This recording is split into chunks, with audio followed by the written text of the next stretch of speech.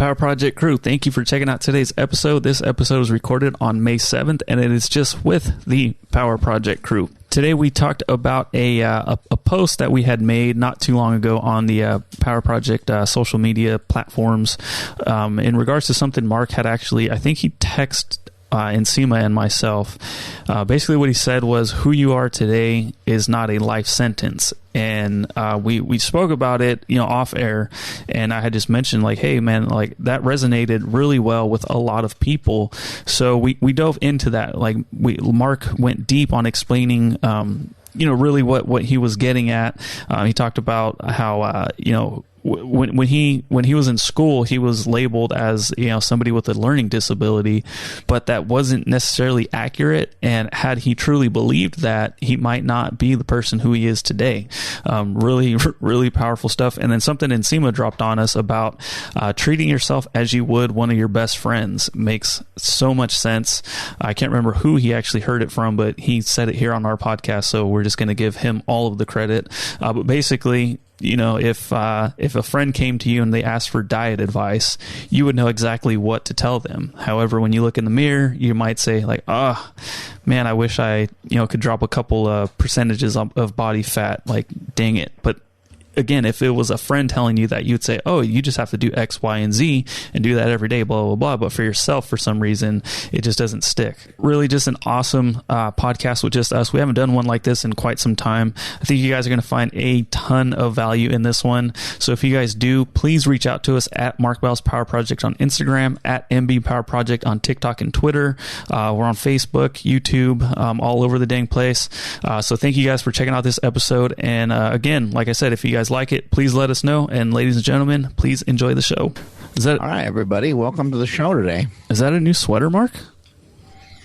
This is actually really old. This thing is probably a good, it's got a nice hole in it. It's like probably like 10 or 15 years old. Those are like the best. Is it sentimental somehow or no?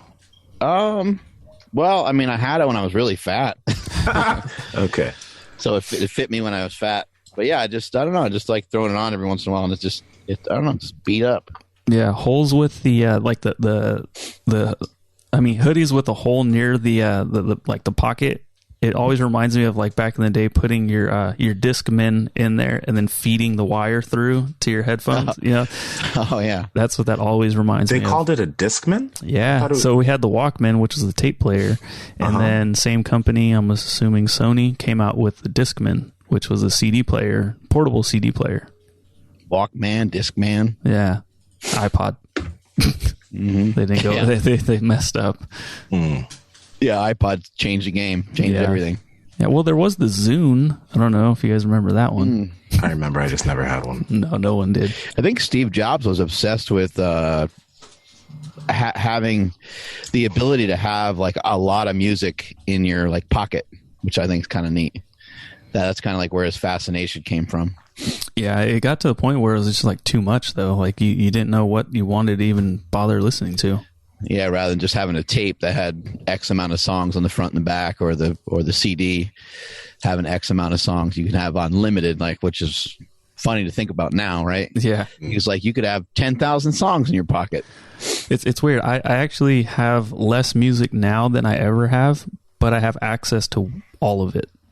You know what I mean? Like, yeah, exactly. I can stream or YouTube everything, so there's no need to, like, I mean, I can't even physically buy anything anyways. Like, nobody sells CDs. Like, what they do now is they'll sell albums with, like, MP3s, which is kind of cool. Like, so you can get the record, and then, so you have something tangible. But, yeah. It's kind of weird, I guess. If you want to buy it, then you can download it, right? I don't know. Ooh. Like, that's... Bless you. That's the only reason why you would buy it, right? Because otherwise you can just listen to it for free, right?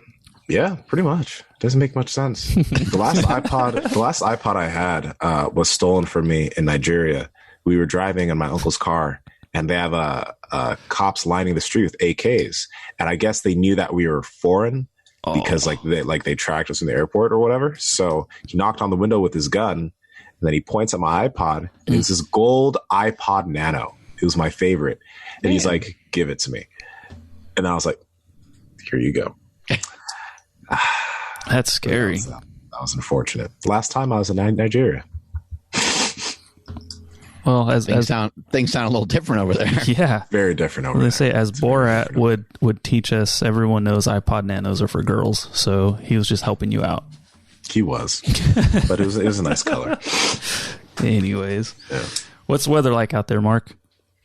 It's amazing again today. Sun's about to creep out. The house is blocking some of the sun, so it'll come creeping over here towards the end of the show. But yeah, it's been amazing. Been able to run and train a little differently out here. It's been fun. It's been different. Yeah. How's that morning coffee? I got it right over here. Uh-oh, what'd you throw in that? Mm-hmm. Yep, we got some of that Perfect Keto, the MCT powder, salted caramel. Enjoying that. You guys heard me talk about that a bunch before. They got a lot of great products though, and they don't use artificial sweeteners. So anybody that wants to check out what they got going on over there, they got bars, they got cookies now. Perfect Keto makes cookies now as well. They got nut butters. They got all kinds of stuff over there. So I think you guys should check them out. Absolutely. All their salted caramel flavors are like just the best. Like I had salted caramel collagen yesterday with mixed with some protein. All their salted caramel flavors are literally just like, they never miss. Yeah. What I absolutely love about the flavors and like the treats, you don't need to be like keto adapted. You don't have to have been fasted from sugars for like 6 years to be like, oh, this tastes good. You guys know what I'm talking about. Anybody can throw this into their coffee and they're going to absolutely love it. Anybody can have one of the Perfect Keto cookies and be like, holy shit, that's a great cookie. For more information, you guys seriously need to go check this out at perfectketo.com/power25. At checkout, enter promo code Power Project for 25% off any order of $29 or more. So again, they made it easy for you guys to dip your toe into all of their products by making it, just 25% off of anything of $29 or more. Andrew, thanks for making that sexy meme of me the other day. Oh yeah. So it's funny is like I'll take one of your quotes and I'll just like type it out, screenshot it, post it, and it does really well. But then if I take one of your quotes and put it behind, I'll say one of my photos of you, it's so much more powerful. And some of the responses that we get are kind of amazing. When somebody flat out says, "Thank you, I needed to hear this," I'm just like, holy shit, like. I'm just like, in my head, I'm like, okay, this should, people will get this message. Like, this is cool. But then when somebody says, like, that affected me, it's like, it goes back to why I wanted to be a part of all of this, right? Like, I wanted to make an impact on people's lives. And by doing, like, a simple, post on social media, it's like, holy shit, guys, like, we're doing it. I had a guy yesterday tell me that he lost 100 pounds.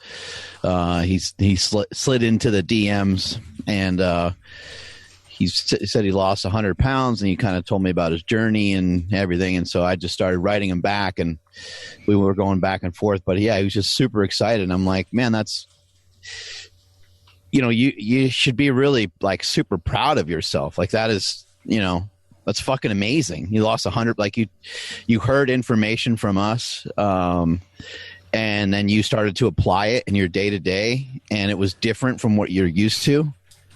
And now you're actually doing it, and you actually lost 100 pounds. And I just encouraged them just to, I always say, like, protect yourself at all times. Keep your hands up, because that jab and that right hook and that those there's other punches that are still going to be thrown your way. So the fight's not over. And if you're somebody that had addiction or somebody just really struggled with food, the fight's never over. You gotta fight back that resistance every single day. And you have to make sure that you're kind of paying attention at all times, because we all know it's a slippery slope into like, I missed a day of working out. Oh man, I had chocolate sundae. Oh, I had and then it's could be falling back into old habits real quick. Yeah, slippery. Let's remind everybody, what was that quote? Who you are today is not a life sentence. Yeah, I think I heard that. I think you said that, I don't know, 2 episodes ago. But even when I heard that, I was just like, damn, that's extremely freaking powerful. Well, bam. Yeah. Not sure if some of the viewers can see it, but yeah, so I've been, I think, I guess like because of the way that my career has gone, it has afforded me to like, I guess, just learn a lot more about myself.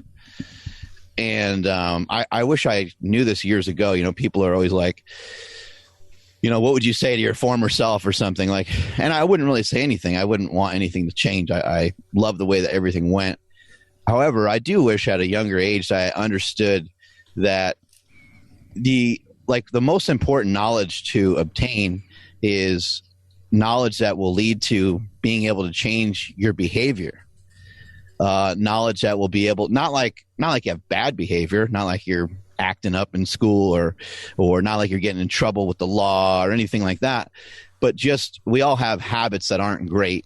We all have habits that aren't going to propel us forward. And as we talked about yesterday in yesterday's podcast, a lot of it was about, and it's not like having like a tough mindset. It's not about being like strong-willed and those things. Those things are important. But in my opinion, it has a lot to do more with the reinterpretation of everything. Like everything is an interpretation, just about everything. I mean, if we had a physicist on here, he would say that like, mathematics aren't up for interpretation or something like that. But even then, those are just theories, and what we know about those theories can change in a second. They can change in a heartbeat. So let me give you like an analogy, right? So, when I went to school, you guys all know the story. I had a bunch of different special classes, and let me explain a little bit about like a learning disability. So no one ever really told me what I had, or like they never categorized it as a certain thing. I just was struggling in school, and then they gave me a bunch of tests, and based off of those tests, they were like, oh, you have a learning disability. Now you're going to be in these classes. And so just to show you how quickly things could change. So they tell me I have a learning disability. Now I'm in these classes. I'm not in classes with a lot of my friends anymore. I'm in these like special classes. And the kids that are in class with me have like physical and mental they have very obvious physical and mental I guess disabilities, you would say. I don't even know what the right word would be to describe it. But anyway, like I appear to be a lot different than them. And anyway, so I'm in this class with these kinds of kids that are really having trouble learning. I mean, they like they don't even know which way to face in the classroom and stuff like that. Like I'm not and by no means am I making fun of any of these people. These are people that all became my friends and stuff like that. And these are people that I got in like fights for because they got picked on and things like that. But like they just, they're in wheelchairs and things of that nature. And so I kind of placed myself to that level of what was going on in that classroom. And I kind of started to think that of myself. I was like, oh, I can't learn. I can't progress in some of these other things, even though when it came to like football or when it came to certain things, like I knew the stats of every player and I knew all these other things, but only like by my parents would it be pointed out like, hey, no, you're actually smart. Like you shouldn't think of yourself that way. But like no kid really listens to their parents, I mean, I'm lucky that I had supportive parents.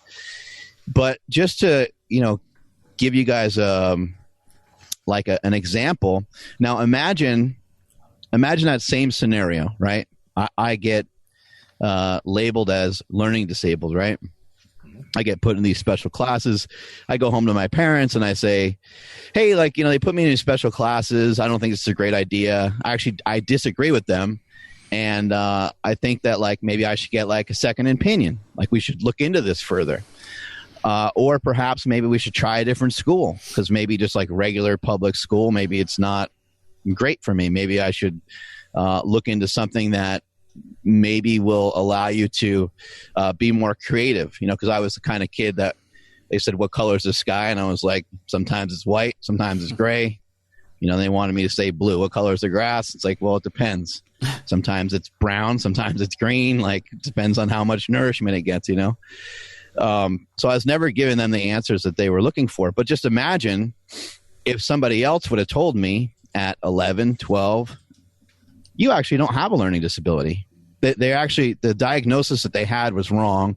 And imagine if they could show a scan of my brain and show me, right? So everything that I ever knew about myself would have all disappeared. And that's just based off an interpretation of a doctor or somebody giving you a diagnosis of what you may or may not have. Yeah. You know, another example could be somebody works out for a few months and they don't know anything about working out, and their arms get real big and swollen. And someone says, "Oh my God, your arms, you have cancer in there." Like both your arms, you have cancer in both your arms. And you're like, "No, I don't think so, man. I feel good." Like, "No, you have lumps, and lumps mean cancer. That's what lumps are. You have cancerous tumors in your arms." And you look it up or you get a diagnosis and it's like, "No, man, you grew some biceps." So everything is open to interpretation, and it really messes with your mind when you start to consider all the things that you can interpret in whatever which way you want. You can interpret something somebody says to you as being offensive. You can say, "Oh, I can't believe they just fucking said that to me. That's unbelievable. Why would they say that? Oh my God." Or you see a post from somebody and you can have it trigger you. You can have it, quote unquote, make you mad. Mm. But something that's important to know is that no one can make you do anything. No one can make you feel any sort of way. I mean, it's an interpretation. You can head it off at the pass. I'm not talking about stuffing down your feelings, because that's not a great solution to anything either. Although sometimes it's good just to ignore certain things. But what I'm talking about is identifying what happened, identifying what someone said, identifying what you saw. Why does that make me feel that way is the next question. And then you can start to maybe you can start to put some facts around what was said. Well, I kind of always get upset when someone says that to me. And so it makes sense. I don't know why they said it, but if it's someone that you know, they're saying it intentionally to hurt you, or they're saying it to get your attention about something. If it's somebody that you don't know, they don't know you. You know, they're not able to really give you a true assessment of what's going on in the first place. So, but it's hard. It's very difficult. I'm not saying any of this is easy. It's very difficult to not react to some of the things that you hear or some of the things that you're told about yourself. Yeah. When you were in some of those classes, like what else was going through your mind? Like, you know, you're looking around, you can see that, yeah, like you were different from everyone else, but then also in the other classes, you're like, fuck, I'm not like these people either. So like, I would imagine you felt, a little not isolated, but like you felt kind of like you were alone almost. Yeah, I definitely did. And that's ultimately kind of what ended up kind of shaping some of my personality, I guess, was because I started to have these different ideas and thoughts about the different people that were around me. I never really cared about, hanging out with like the cool kids. I had two brothers that went to the same school through the same school district. And so everybody knew who I was, especially Mike was such a good football player and stuff like that. He was super popular. Chris was always funny and things like that. And so a lot of people knew who he was. And a lot of people knew who I was coming through school and stuff like that. But I just never cared, like I'd get invited to like parties and different shit like that. But I would, it'd be rare. I would go to them here and there, but it'd be pretty rare. And like, I was on the football team and I was friends with a lot of the football players, but like I wasn't into hanging out really because I don't know. I guess I felt like I saw through a lot of it, or at least that was my impression of it. I was like, they only want to hang out with me because I'm on the football team or because they think my brothers are cool or whatever. It's like kind of dumb. They don't want to talk to me in school when I'm talking to these other kids that are in these classes with me every day. So like, you know what I mean? It made me think like, I don't know, man. I don't dig that. I don't like that. They don't want to come up and talk to me when I'm talking to one of the kids that's in one of my normal classes. Then I don't really want anything to do with them either, because I think they're thinking like that's points against them in terms of coolness or whatever, you know? Yeah, definitely. And Nsima, you were kind of like that too, right? Like you didn't really like hang out and party with everybody. Well, no. I mean, I was always in extracurriculars and stuff. And then what I mean by extracurriculars is just sports. So life was legit like school, practice, home every single day. Like I didn't, there was no parties or anything like that. It was just like school, sports, home, sleep. School, sports, home, sleep. Was that mainly because you were worried that your mom was going to like, spank you when you got home if you got home too late? No, like, and no, it's like, it's not even that I had sports at school. Like I was doing soccer stuff on a team outside of school. So she'd pick me up, drop me at that practice, go do what she needs to do, pick me up, take me back home. And that was just like, that was it for the longest time. But what I was going to mention was like when Mark, when you were mentioning interpretation and not getting triggered, I think that's a really, really big deal. Not just now, but like, especially like in relationships too, because someone will say something and initially it'd be like, that doesn't sound so good. You could first off just maybe react to it and be like, what the fuck? Are you serious? Are you going to go there with me right now? Or you'd be like, so what exactly do you mean when you say that? And then when they elaborate, you realize, oh, okay, it wasn't as big of a deal. I've learned that the hard way and the right way too. So it makes so much sense, especially with like the way you put things forward on social media and people get pissed at you, but like they don't know what exactly you mean in terms of what you're saying. It's a big deal. Yeah. Instagram is tough because it's such a short format. Yeah. And I've just learned that you're not going to really teach people all that much on there in that way. There might be some fans that are looking for that, but like this is the format. We have the guests that we're going to talk to tomorrow. Like I believe it's tomorrow. Like there's just so much controversy surrounding like race.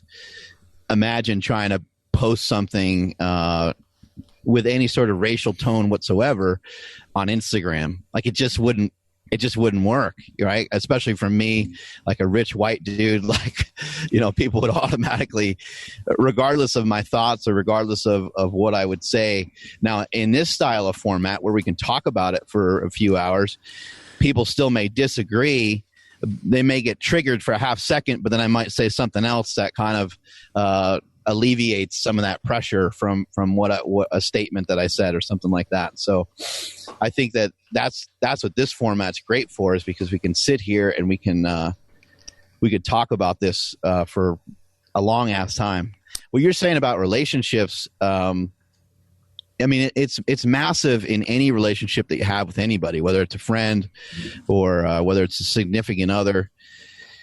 You do want to recognize, why they're saying these certain things to you or about you, but also understand that all knowledge always comes from criticism. You can't learn anything unless you get criticized. You can't learn anything unless there has to be. It doesn't have to be like fighting, but there does have to sometimes be a little bit of conflict. This is how you end up solving problems. This is how you end up with solutions, because as human beings, we are not smart enough to always search out for. We're not always smart enough to always detect the smallest problem until it like gets to the surface. Until someone says you're not spending enough time with me, and you're like, whoa, like spent all weekend with you talking about, immediately you're going to get defensive. We're not smart enough to like detect some of these issues that may pop up until they pop up. But once they're popped up and once they're a problem, things that aren't a problem. There's really not a reason to focus on them. Mm-hmm. Unfortunately, like you might say, hey, I enjoyed the weekend with you. This was really fun. We should do this again. You might identify that, but it's rare. Usually you're just identifying problems. And when somebody says something to you, that someone who's close to you, someone that cares about you, and it doesn't fly with you, that's probably the most important thing to recognize right there, is that this should be part of a conversation for progression in some way. And so even though what they said, even though they may be pissed or they may have a different tone with you, that's hard for you to interpret the way that you need to interpret, I think that you should probably recognize, hey, this is an opportunity for us to learn more about each other, and this is an opportunity for us to progress together. Yeah. Yeah, I wish, when people do get triggered online, especially like even on this podcast on YouTube, I wish people had to watch or listen to the entire episode before they were granted access to the comment section. Because like I often see people will hear something and they'll pound on the keyboard and then just leave it at that. And I was like, did you guys finish the whole thing though? Because everything you were just upset about was actually just, we talked about it too. And I think, kind of what you're saying is, like eventually you can like open up and dive deeper into it to realize that it either, an issue that you had no idea was happening, but then it can be easily explained, and then it kind of calms both parties down. You know what I mean? I think all three of us are fairly calm people.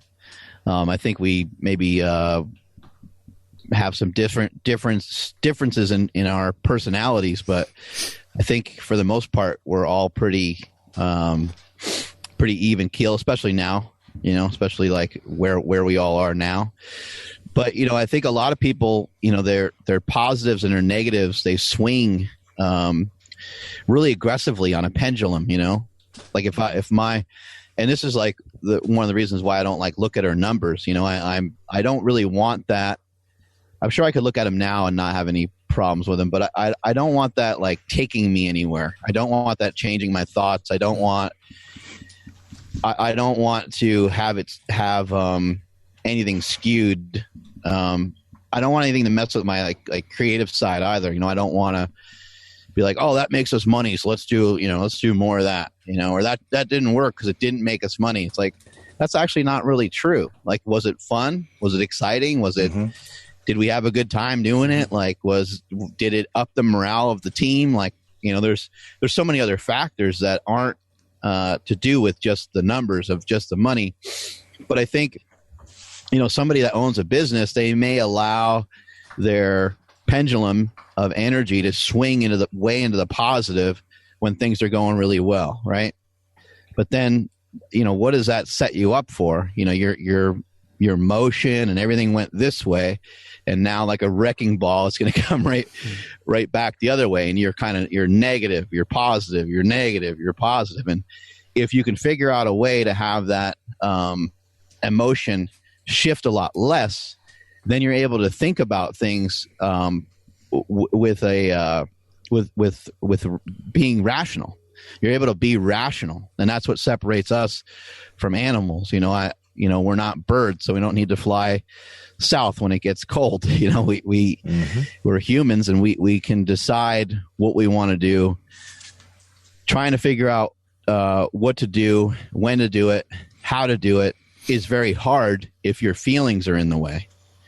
And so it's not like you want to, remember I said earlier, like you don't want to stuff down your feelings, and you never want to try to kill your feelings. That would make you a sociopath. But it is nice to not have them interfere with everything that you do. And so when somebody says something, I don't know if you guys get this, but like if there's a problem in the family, somebody says something about a family member, and no one's trying to be negative or anything, but it's just a circumstance, something happened in the family, and you kind of feel weepy. Like immediately you almost feel like you're gonna cry. Like you can't even really barely talk when you think about the situation that they're going through, or you think about how tough it must be or whatever it is. But if you're able to apply rational thought to it, and if you're able to apply some facts to it, and you're able to say, okay, well, I'm feeling that way because that person's very close to me. Okay, that makes sense. Like because you have a high value assignment to the people that are close to you, the people that you love, the people you care about, they're going to be of highest priority to you. So obviously, your feelings are going to play into a lot of the things that they may be going through or they may be doing in their life. But if you can start to apply some facts to it and say, okay, they lost their job. Well, a lot of people have lost their job, and the world is changing. Some things are different at the moment. What happens when people lose their job at the moment? Okay, they can get a stimulus package. Like, you start to kind of think about what are some of the things that can arise from this that will soften the blow, or how do we solve the problem of this person losing their job? Maybe you can start to think of things they could do. Maybe you can reference them to a podcast that you heard where people talked about things that people could do in this time to make money. So then you can apply rational thought to it rather than crying about it, because crying about it, although it might feel good to cry it out here and there, it's not very productive. It's not really gonna. It's not gonna help. It doesn't change the news. Crying or being mad. Throwing something across the room, saying "fuck," like that doesn't. It fixes nothing. Mm-hmm. What happens when you come to the crossroads of rational thinking and like a gut feeling? Because like a rational thought wouldn't be the slingshot's going to work. Or maybe it is, but you know what I mean? Like, I can't really think or turn to my fiance and say like, I'm going to quit my job because I'm going to invent something. Like, that's irrational. Yeah. But if I had an instinct or a gut feeling that whatever it was that I was working on, you know what I mean? Like, what happens when you come to that intersection? Yeah. So you don't really have control of your thoughts, all kinds of things pop in your head all day long, right? Especially when you're taking a dump or you're in the shower or something, and you think of something. And Nsima said that he will a lot of times bring a pen with you when you walk, right? Because you start to think a lot and you don't want to lose those thoughts, and that happens all the time, right? You're like, man, I had a killer idea. Like, I know I had a killer idea, and then you can't think of it, and it just you never get it back. So you can't really always control, because you got your subconscious mind and you got your conscious mind, and those two things are always kind of going back and forth. So it's very difficult to. You're not going to really necessarily be able to control the thoughts that come in. A gut feeling is. A gut feeling is actually really an interesting thing, because there's actually some proof that there's some truth to it, because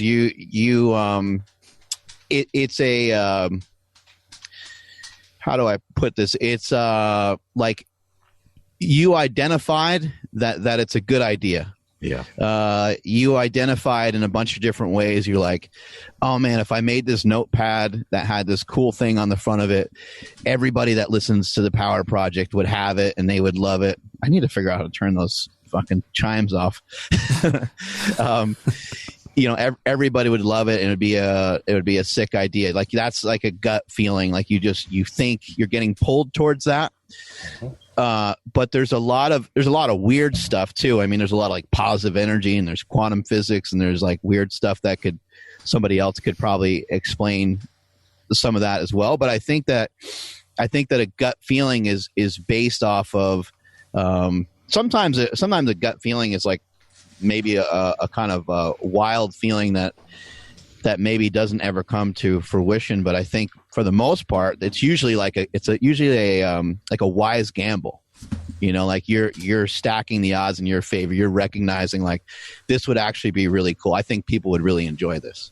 Yeah, and like your subconscious, you've put a lot of things together that you don't even realize, and then it's like it all comes into one thing. Like if you suspect something's going on, or if you think something may be happening, but in the back of your mind you've linked so many things together, and then right now you're just like, oh shit, what's going on right now? I know that's exactly what you mean there. Yeah, that's 100% it. And like if I think about just even like some of the products that I've made, like the compression cuff, like my elbow would bother me when I squat. and once I made it and once I used it, I was like, oh man, a lot of other people would really enjoy this. I think a lot of people would like this. And I shot a video where I'm squatting and everyone's like, what are those? Because they're like, my elbows hurt too. And I was like, that's kind of what I thought everybody else's elbows were screaming when they were squatting. And then that's kind of a good example of like a gut feeling. Yeah. You want to follow that gut feeling. A lot of people don't. A lot of people don't follow the gut feeling. But, I think sometimes, I think also too, maybe people are, I was listening to Brian Rose. He has a very successful podcast, and he was talking about how he had a job. He was a banker, and he quit his job. He kind of had like a, I guess you could call it like a gut feeling, but he wasn't really interested, and he wasn't really enjoying what he was doing any longer. So he was just like, shit, I need to like move on. He was really, really pumped. He was really excited about what he and his team were doing at this bank, and they were kicking ass. And he was like hanging out with some super rich dude, and he was at his like ski lodge, and he was with a bunch of other people, and they were all having a good time. They were popping champagne, and one of his friends from like 10 years ago like texted him right before he was about to make a post of like him hanging out with all these people. And the text said how's the skiing? Because he knew he went on this skiing trip, and he was celebrating. And Brian Rose kind of like stopped for a second and looked, and he recognized, this is my friend from kind of a long time ago. I can't bullshit him. I might be able to bullshit people on social media with this post that I'm really happy. But he kind of looked around, and he's like, these aren't my people. Like, this isn't really my thing. Like, I enjoy skiing, but this is kind of lame, And then so he wrote back and said, I feel really successful, but I also feel really lonely. I need to make a change. And it just like all hit him all right there, all at one time. And that's another example of like a gut feeling, that feeling.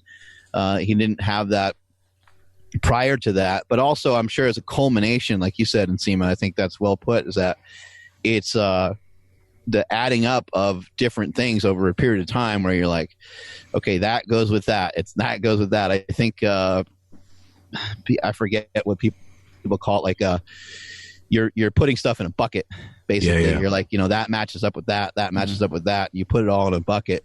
And at the end of the day, it ends up kind of turning into a gut feeling. Yeah. I'd imagine like the more self-aware you become, the more of these, like, you can actually feel these gut feelings.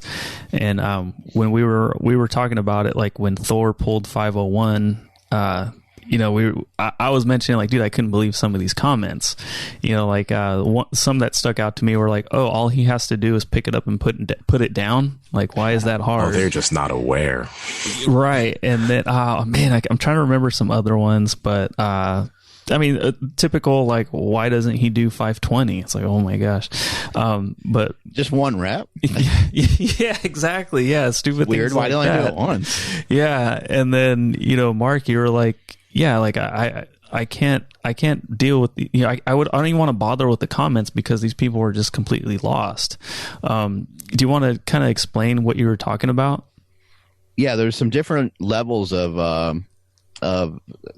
awareness, and one of them is experience, which, if you were thinking about like hiring somebody, and Nsima, if you were gonna bring on people for some online coaching, I think that you would want them to have you definitely want them to have some experience for sure. That might be like one of your, non-negotiables. Like if they just went to school for working out or something and they studied exercise science, you might be like, oh, that's kind of cool, but I don't have time to like show someone like all the stuff that I know. I'd rather have somebody have a little bit of experience. So experience is one way to have some awareness. And then beyond that, you have self-awareness, and then you have what's called self-evaluation, which is kind of the highest level of awareness that you can have. Most people are in the experience, and being in the experience, in my opinion, is being behind, because you're going to be reactionary in a negative sense. Most likely you're going to be reactionary in a negative sense. Being behind would be, you have a lot of clutter in your house. You haven't done the laundry in a few days. You haven't shaved in a few days. The garbage is full. Like there's just kind of like a bunch of stuff, right? And then you come back, you come home from work, like you were out all day, you were busy. You got out of your house a little later than you wanted. You got to work a little bit later than you wanted. Everything's just kind of like the stress ball, but you can't have any awareness at that time because you're just in the experience. You're just trying to float with what's going on for the day. You're just trying to, and somebody says, "Hey man, how you doing?" You're like, "I'm hanging in there." Mm-hmm. You're barely hanging in there because you're behind and you didn't do the things that you didn't want to do, kind of earlier in the week. And I'm not like everyone gets in this position. I feel like I'm there kind of all the time. But I try to be ahead in as many different spots as I can be, as we talked about with like Michael Jordan, how that sucker was ahead of everything on everybody all the time, man. He really had his shit together. John Cena's like that too. Like you don't want to hang out with John Cena for very long. Because it makes you feel very awful about yourself. Mm-hmm. He's impeccable. He's a tough son of a bitch to try to keep up with. But anyway, most people are kind of just in the experiences of their life, and in that scenario where you're falling behind, you get home from work late. Maybe you don't know what you're going to eat for dinner, and you and your wife kind of fight about it, and you fight about it because you were behind all day and because you're just caught up in this experience. Self-awareness would be where you kind of start to identify, okay, well, I should probably clean up around the house a little bit. I should take care of some things. So that way, when I come home later, like things will be a little bit more decompressed. I can think a little bit more. And then the next level, the self-evaluation is where you're really able to, you're able to take yourself out of the equation for a minute, and you're able to pull all your feelings out of the equation for a minute, and you're able to step back and observe. Bird's eye view. Bird's eye view. So the difference between experience and the difference between self-evaluation is the difference between all three of us go to an art gallery, and Nsima's like, "Yo, this is sick. Like, I love this." Andrew's like, "Yeah, it's pretty cool." And I'm standing there with my nose to the painting, being like, "Guys, this shit's dumb. Like, what are you talking about?" I need to take a step back, right, to be able to really see the full picture, right? I need to take a step back to be able to kind of examine it. And when you think about people that have come to you, and I know in Nsima you work with a lot of people, so you can identify this really easy.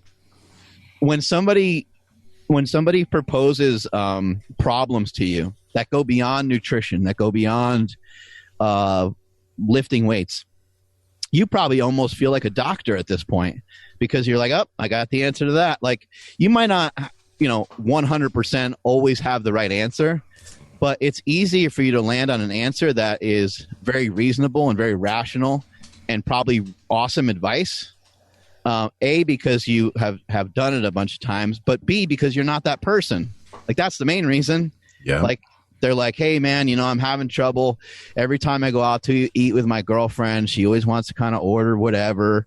And boom, you're able to help them solve that issue, in a heartbeat, because you're not them. You're not feeling all the stress of all that every day. Mm-hmm.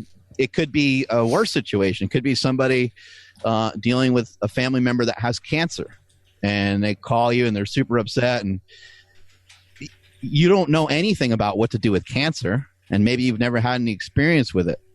But at the same time, you would be able to say, "Hey, you know what? Like, maybe that person maybe they just need you to listen to them. Maybe they're just super frustrated. Like, let them be angry, let them be mad.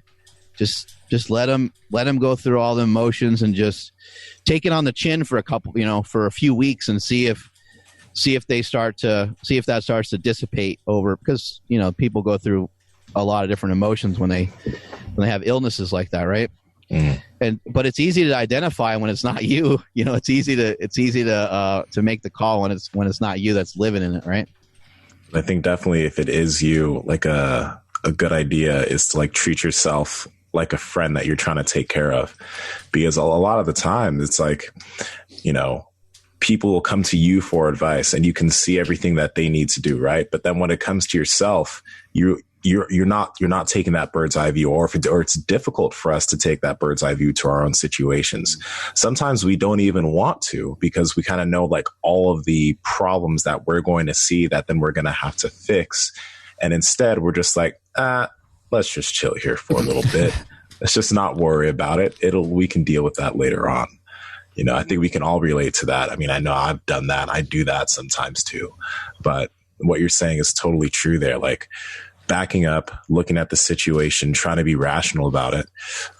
That's a pretty big deal. One thing I was wondering though, I don't know if we could even get into this, because we don't have any women on this podcast. It makes a lot of different things pop up. Like when you start to, like when we get off of this and when we stop talking about this for today, you guys will be thinking about it all day, because it really does messes with your mind. You're like, is everything really interpretation? Like even when somebody says that to me, is that an interpretation? Well, yeah, even when you said like, you know, everything except math, it's like, well, actually, no, because if I say 2 + 2, Nsima's probably just thinking of the two numbers, and like I'm thinking 2 bowls of cereal, or like, you know what I mean? Like I'm thinking, like it will look differently in my head, you know. So yeah. Well, that's another giant misconception that we all live behind, is that we think that with our words that we can communicate what it is that we actually mean. And you know, with what's going on right now is a great example. Hey, stay inside, don't go anywhere. And for some people that means like, hey, you can still go to the grocery store, you can still hit up Home Depot, you can still kind of go about your day. For me, it means I can go outside and enjoy the sun, and I can go for a run. For other people, it means no, I'm not leaving my house, I'm doing exactly what the government said, right? So that's important to know as somebody that's going to post stuff on social media. No one in the history of the universe has ever had a message understood the way that they meant it to be understood by everyone, right? Because it's going to be a different interpretation for every single person. Even a passage from the Bible, you know, it doesn't matter what it's from or who it's from or where it came from.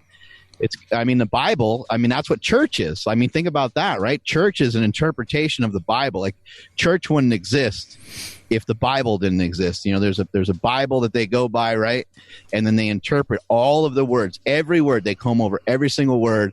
And the pastor or whomever is running the church, they evaluate every single word. And then different people, different scriptures hit people different ways because they interpret it differently. Yeah, and it wouldn't exist. Church wouldn't exist if the Bible was written like so exact.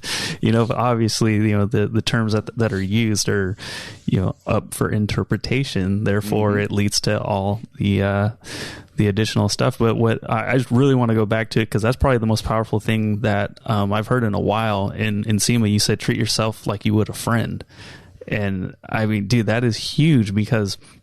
And it goes in all aspects of life. Like if I remember like the saying, like if you look at an electrician's house, they got electric wires all over the place. Me as a photographer, I have the least amount of photos of me and my family. My car that I was driving, the air conditioner was out for probably like over a year. Now my fiance is going to be driving that car. We took it to go get the air conditioner fixed. So I think if everybody took that one freaking platinum nugget right there and apply it to so many things, but especially like their fitness and nutrition, they can make like very, very drastic changes pretty quickly. So thanks for sharing that, dude. That was huge. That's not Andrew. An original. That's from Jordan Peterson, I think. Yeah. I don't care who it's from. I heard it right now. Yeah, Andrew, I mean, that's a good one for you, you know, with your lower back bugs you a lot, you know. So if you were to kind of, a weird analogy would be for you to treat yourself the way that you would treat Stephanie if you were to train her and she had a bad lower back. You know what I mean? you would be like super delicate. You'd be like, all right, you're gonna, use these dumbbells for some deadlifts just to, promote some blood flow and things like that. And you wouldn't really try to be killing her with heavy rack deadlifts or something like that, right? Yeah, and I'd also be like, I know you don't like stretching, but you need to do it. Right. You can't have those bowls of cereal because it's just going to lead to more pain. Like, it's not forever. Just do it for right now. Do the Stuart McGill Big 3. You have to do this. Do a slingshot hip circle. Yeah, these are all just going to help you. And just do that every day, though. Like, don't be lazy about it. And myself, I'll do some RPR, and then we'll go do some rack pulls, which is like the worst thing that I could do for my back. But it's because like that's just what I'm going to do today. But using this method, I think will be huge for me. Yeah, that's pretty awesome. What were you going to say, Nsima, about you said something about having women on the show? Yeah, as soon as you said that, Mark's like, nope, we're changing. Okay, so what I wanted to kind of, man, we need to, I don't know, but women.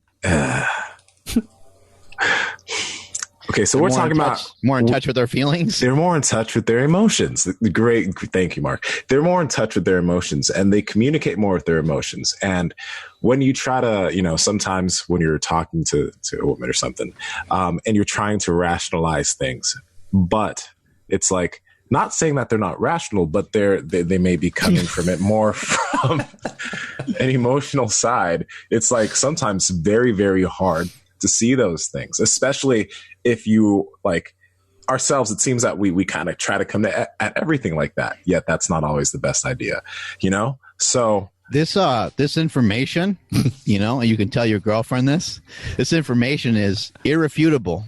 Like, everything's up for interpretation. So I think it's important for couples to question each other and like, hey, was that helpful? Like, honestly, like you yelling at me, like, is that is that helpful? Like, is this helpful for us to be stressed out? I mean, that thing I sent you guys yesterday about revenge, like if you're gonna dig a ditch for revenge, you better dig two of them. 2 graves. Dig 2 graves.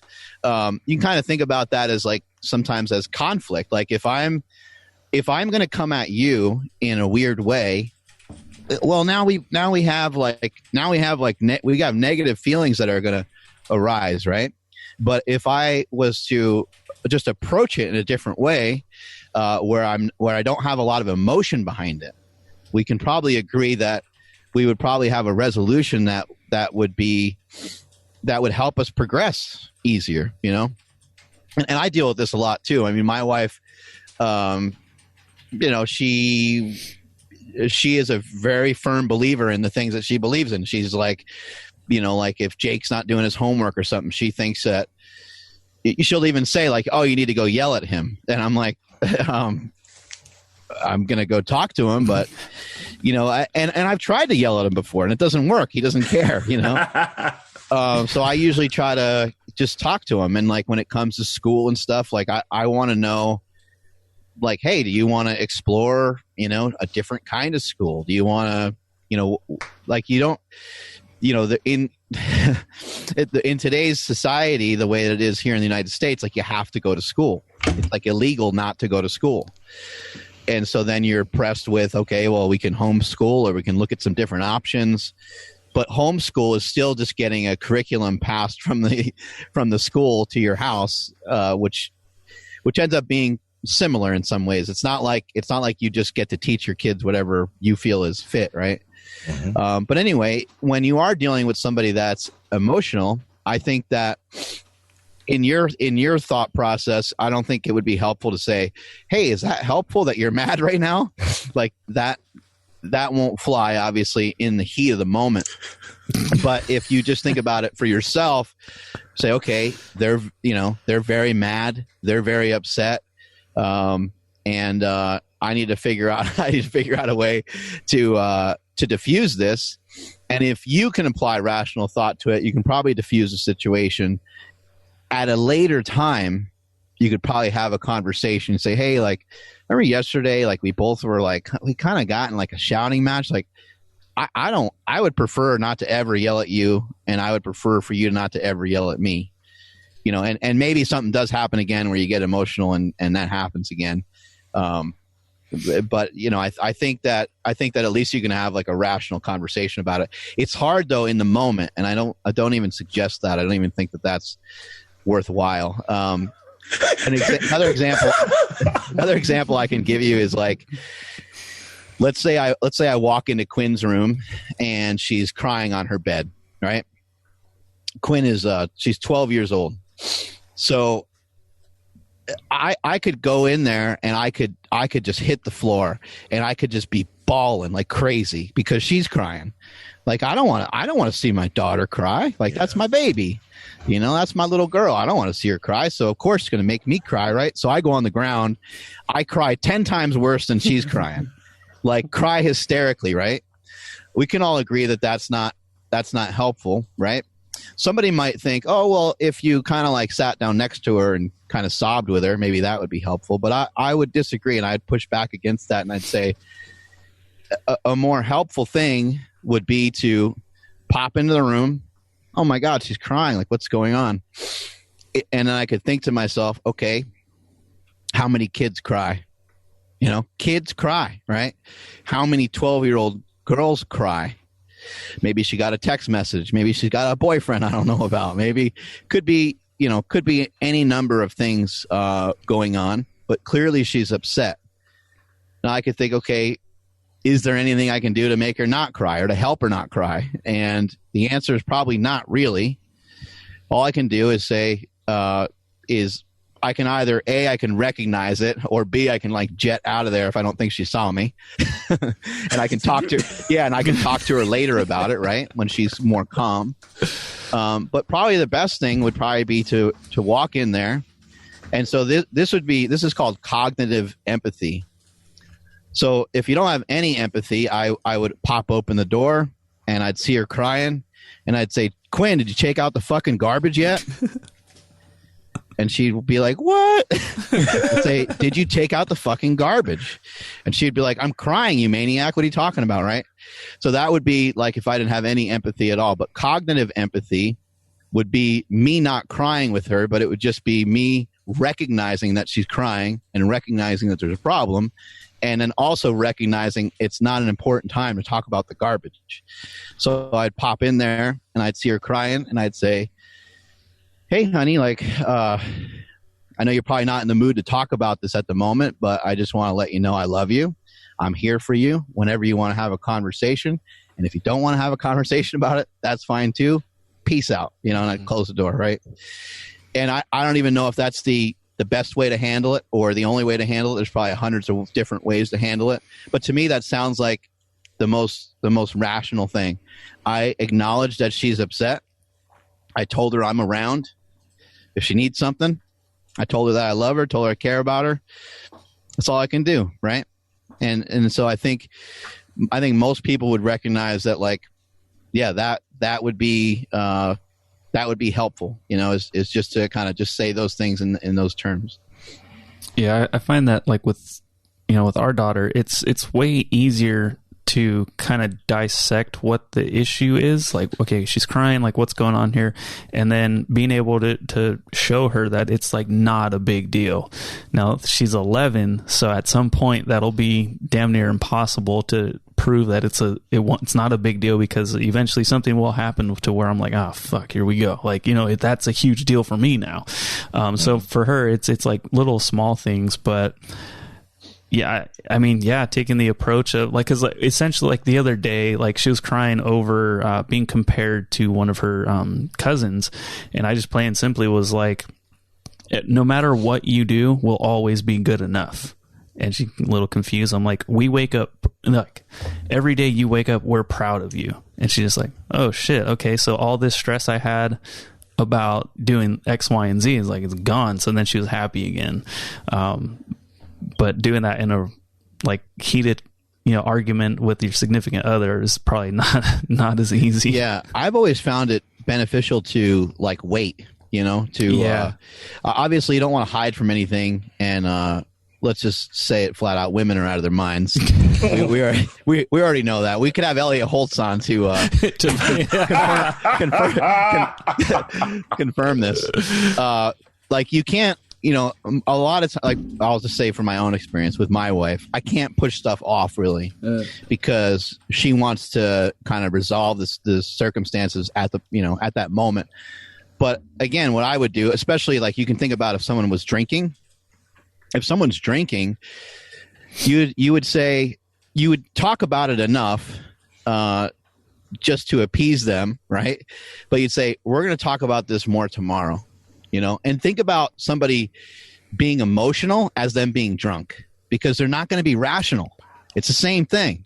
It's the same damn thing. If they're, if someone is really high and they're trying to explain something to you, like they're on LSD or some shit, you don't even believe anything they fucking say at the moment, right? You'd say, "Hey, dude, like, I don't know what's going on with your eyes, but you're not looking like you're all here, So you would want to, try to communicate with them at another time. Back to what you said about your daughter. That's so good. Yeah, back to what you said about your daughter. The thing about her cousin. These are important things to bring up. The value assignment that you have to certain things.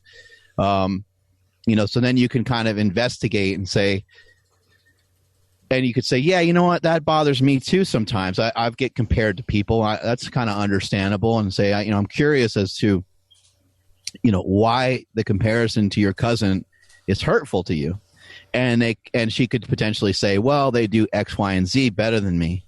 And you can say, oh my God, that's kind of because I find that kind of humorous, really, because yeah, that's true. Like they are really good at those things. But what about these things that you're good at? Like, she might be at home crying about being compared to you right now because, maybe you're good at these other skills or something. But even just uncovering, why did they place such high value assignment to whatever it is that's going on that hurts them?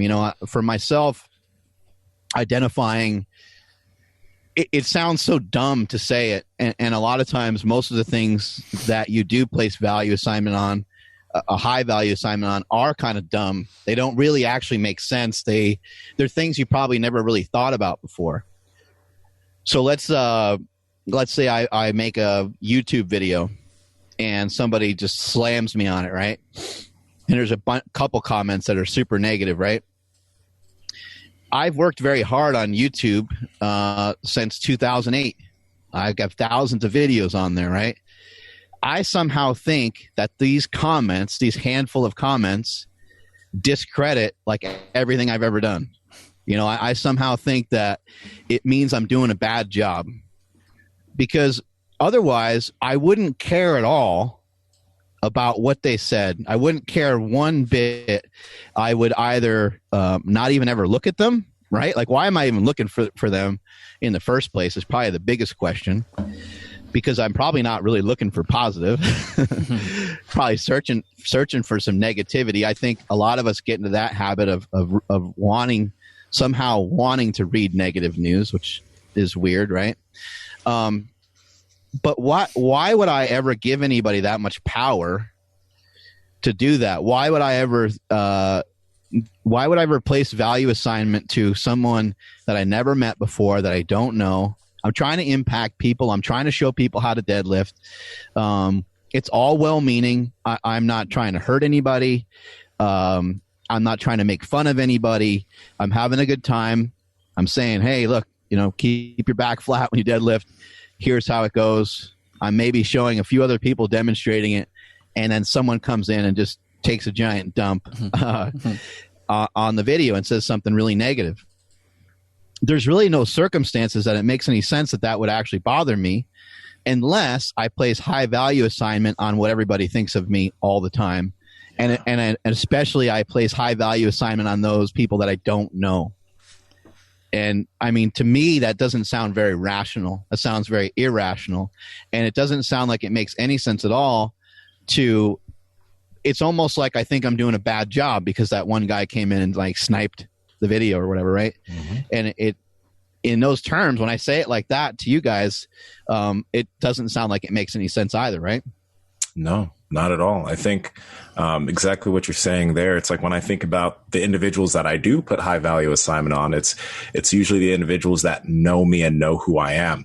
And then when they do have a bad assessment of me, that bad assessment means a lot because they know what I'm trying to do. They know what I'm trying to accomplish.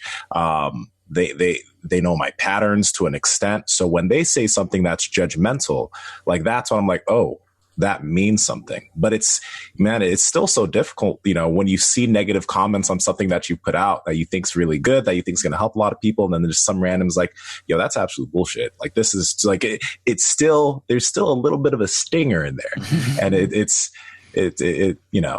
I feel like we've all gotten better at dealing with that, but it still hits every now and then. It still hits. Sometimes, like kind of more recently, like to some of the negative comments, I sometimes say like, I'm just happy to be here.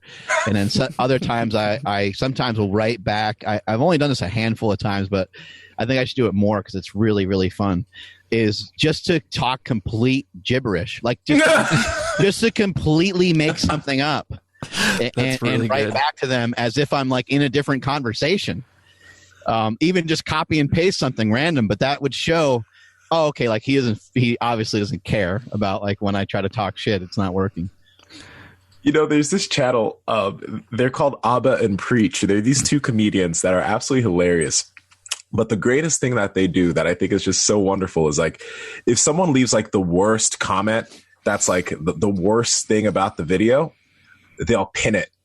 They'll pin that comment. And it's like a trend now. Everybody knows that they're going to pin like the nastiest comment or the most comment that berates their video the most. They're going to have it at the very top for everyone to see. And then they'll leave some like dumb response to it. But I'm like, that's such a good idea because everybody already knows now that you don't care, I think that's great. That's awesome. That's funny. I know when I've been doing the, I'll read the, reviews from iTunes, like there are a couple of like 1-star reviews of people hating on the show, and I had thought about doing that too, but because we don't care, but like I just didn't want to give them like any attention, because then I just didn't want it to lead to more people like wanting to get that attention too, because I'd imagine on those videos people are racing to say like the most outlandish thing so that way they can get the pinned comment. And, I'd imagine some of those might actually be like legit fans just trying to get, that attention.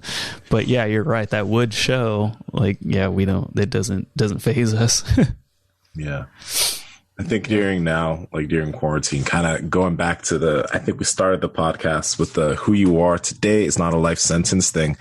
I think that, quarantine's going to be lifted soon, but if we could all just like put that on a board or put that like on like on a mirror in our house or something just to remind us, I think that's massive, because one of the biggest things that I think fuels a lot of us is not regretting something we didn't do or not regretting something that we didn't take action on. But there's also the fear of taking action on it, because then you don't know if you're going to fail. But like, I think regret's much stronger.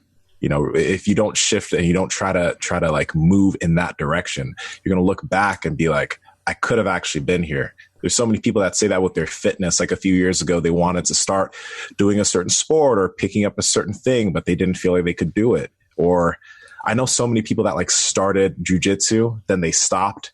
And 9 years later, everyone they started with are now black belts, and they regret not just sticking with it at that point in time. Now they could have been there, but they just stopped, So yeah. Well, even right now, you can start something and you could string together a lot of days of it, because we don't know how long we're going to be in quarantine, especially, as it pertains to gyms. We don't know. I think Gavin Newsom's supposed to mention some stuff today or tomorrow or something like that here in California to give us more information, but it could be another 2 months or so before, the major gyms are open and stuff like that. So, who knows? And you could get some good headway into whatever it is that you want to do from a fitness perspective. I've been really excited. Like, I've been actually like just proud of myself. I've been pretty excited that I just didn't care. the gym's closed. I'm like, okay, cool. And like, I intentionally didn't go to super training because I didn't want to be, posting videos of that every day while you guys didn't have access to it. And so I decided to come here and get outside and run and do push-ups and squats. And it's been awesome. It's been great to, try to have a new challenge. And, 2 years ago, if I was to think about like running around here, like I just wouldn't have thought it would be even possible. So it's been great. Yeah. As far as gyms opening, I don't know if you guys heard any of this, but I think in certain areas they said they can admit 25% capacity and like everyone needs to wear gloves and like some other like weird sanitation rules that kind of are meaningless, but I think they're just doing it just because they want extra precautions.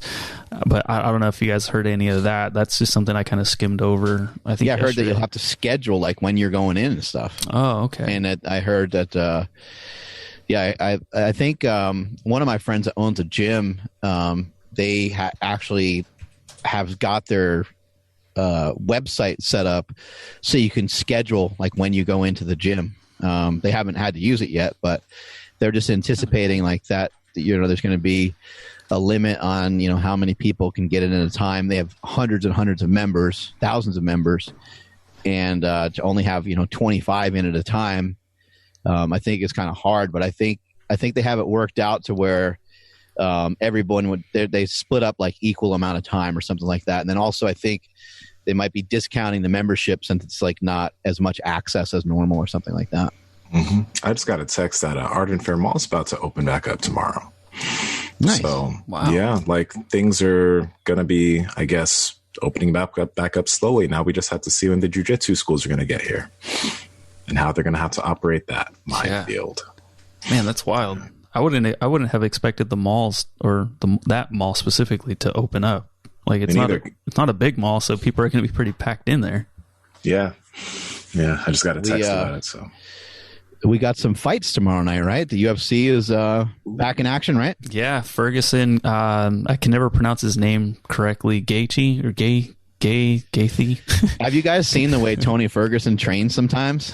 Yeah, he's an animal. He's a wild man. He's doing like talk about like getting creative with your quarantine creations. So he Wing Chun too.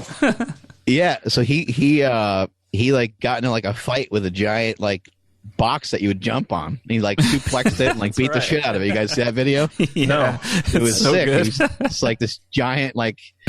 Yeah, it's like a giant cube that you would like do jumps on, and he just like picks it up and he slams it and he like jumps on top of it and he's like pounding the shit out of it. And he like spears it. This is my training, and he's like he does that with a bunch of shit. He's doing a lot of weird movements. That boxing, it's like if I don't know, like when it like a little like not even 8 or like a 5-year-old just be like, hey, beat up that box thing over there, and like whatever that kid would do, that's what Ferguson's doing. It's funny.